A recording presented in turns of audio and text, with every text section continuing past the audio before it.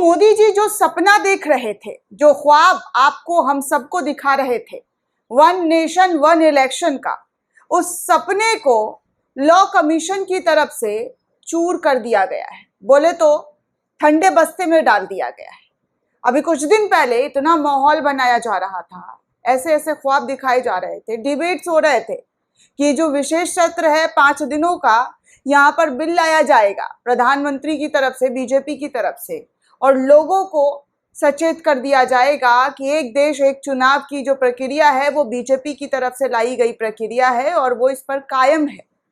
वो इसको पूरी तरीके से जमीनी स्तर पर करने की तैयारियों में लगी है। 5 दिन का विशेष सत्र, और हुआ क्या?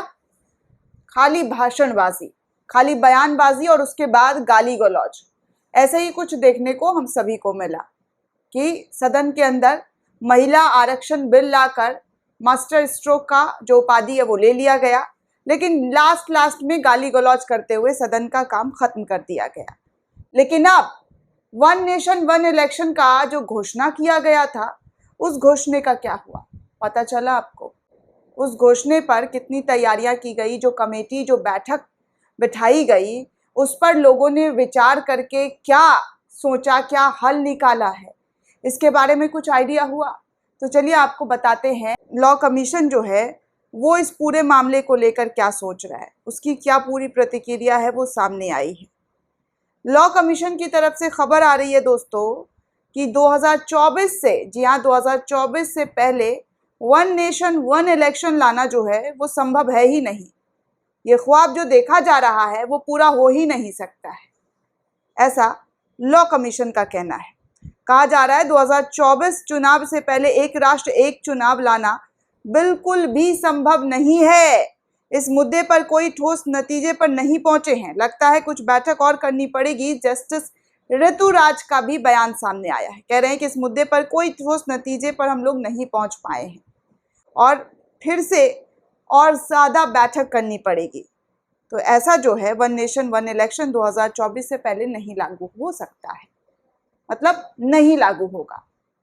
खबरों में बने रहने के लिए क्या क्या करना पड़ता है दोस्तों, मीडिया को कितनी एड़ियां घसनी पड़ती है, खबरों को दिखाना, खबरों को मास्टर स्ट्रोक बताना, ब्रेकिंग करके आपके सामने प्रेजेंट करना, और उस ब्रेकिंग का हल क्या हुआ है ये आप सभी के सामने है कि लॉ कमीशन कह रहा है, जो जस्टिस हैं, जो इस बेंच में जो बैठक के जो पार्ट थे, उनका कहना है कि इसको तुरंत इम्प्लीमेंट नहीं किया जा सकता और 2024 से पहले तो कभी हो ही नहीं सकता। इसके बारे में सोचना तो दूर की बात है। तो प्रधानमंत्री का जो सपना था वो शायद अभी अधूरा रहने वाला है, क्योंकि इस पर लॉ कमीशन की तरफ से मुहर जो है वो ना की लगी है। उनका कहना है कि ये नहीं हो सकता है। हालांकि वन नेशन वन इलेक्शन लाना इतना आसान नहीं है दोस्तों, इतनी टेढ़ी जो मतलब इतनी आसान खीर नहीं है, टेढ़ी खीर है, बहुत ज़्यादा टेढ़ी। एक साथ मतलब तमाम राज्यों में चुनाव हो जाना आपको आसान काम लग रहा है? नहीं होने वाला है इतना जल्दी सब कुछ। महिला आरक्षण बिल को ही देख लीजिए ना, तुरंत हो जाएगा। 2029 का डेट पड़ा है, 2029 तक महिला आरक्षण बिल जो है वो लागू होगा, ऐसा कई रिपोर्ट कह रहा है, दावा कर रहा है।